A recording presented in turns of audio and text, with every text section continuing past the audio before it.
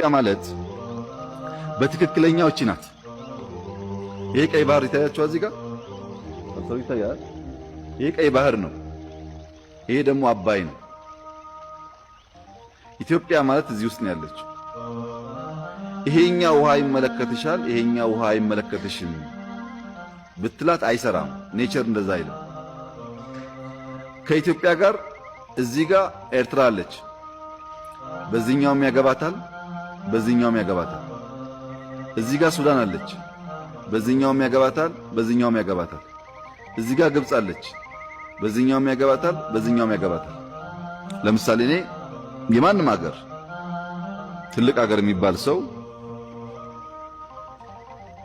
ቢደውልኝ ወይ ቢያገኘኝ ኢትዮጵያና እኛ አብረን በጋራ መስራት ይገባናል ምናምን ካለ በኋላ የአባይ ጉዳይ ግን ይለኛል።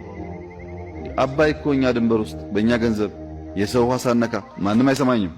አባይማ እናንተ ብቻ አይደለም፣ ግብጾች፣ ሱዳኖች ህልውናቸው ነው። ሁሉም ሰው የሚናገረው ይሄን በቃ ምንም ታቡ አይደለም። ኢትዮጵያ ውስጥ ግን በጣም የሚያሳዝነኝና የሚያመኝ ነገር የቀይ ባህርን ጉዳይ በፓርላማ አባላት ደረጃ እንኳን ሐሳብ መወያየት እንደ ነውር እናስባለን። ያንተን አባይ ያንተን ህዳሴ ከነገንዘብህ ከነምናምንህ በየትኛውም አጀንዳ ላይ ሰው እንደፈለገው እየተነጋገረ አንተ ግን ቀይ ባህርን የሚያክል ነገር እንደ አይዲያ መነጋገር ለምን ታቡ ይሆንብሃል? አትውሰደው ይቅር፣ ግን ለምን አነጋገርበትም? ይጠቅማል አይጠቅምም? ከመጣም እንደሚያስከትለው ማያስከትለው ለመነጋገር እንዴት እናፍራለን? ቀይ ባህርና አባይ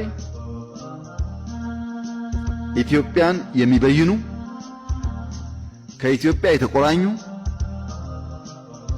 ለኢትዮጵያ እድገትና ጥፋት መሰረት ናቸው።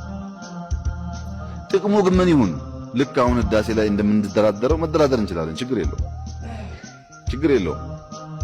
ድርድር ማለት አትጠቀምበት ማለት ካልሆነ በስተቀር ችግር የለውም። The rights and claims of Ethiopia based on geographical, geography, historical, history, ethnic or economic reason,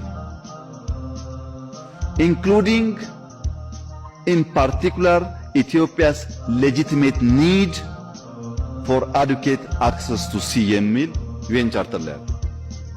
በታሪክ በጂኦግራፊ በኢኮኖሚ በዘር ደግሞ በኋላ አፋር ሶማሌ እናያለን። በዚህ ውስጥ ኢትዮጵያ ሌጂቲሜት ጥያቄ አላት የሚል ስምምነት ነበር።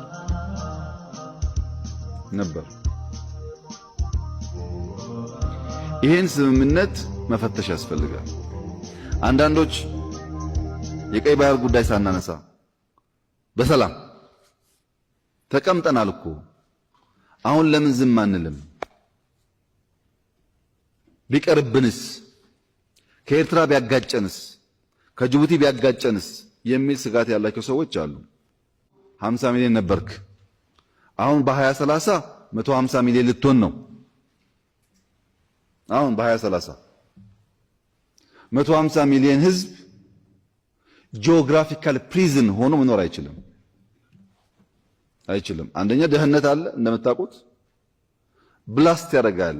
ብትፈልግም ባትፈልግም ወደ ሆነ ይፈነዳል። ህዝቡ እንዳይፈነዳ እንዳይበተን መነጋገርና መልክ ማበጀት ያስፈልጋል። ለምን አንድ ነገር ማቆየት ነው ሰውን ሽባ የሚያደርገው እንጂ ላጠረ ጊዜ መሸከም ችግር አይደለም።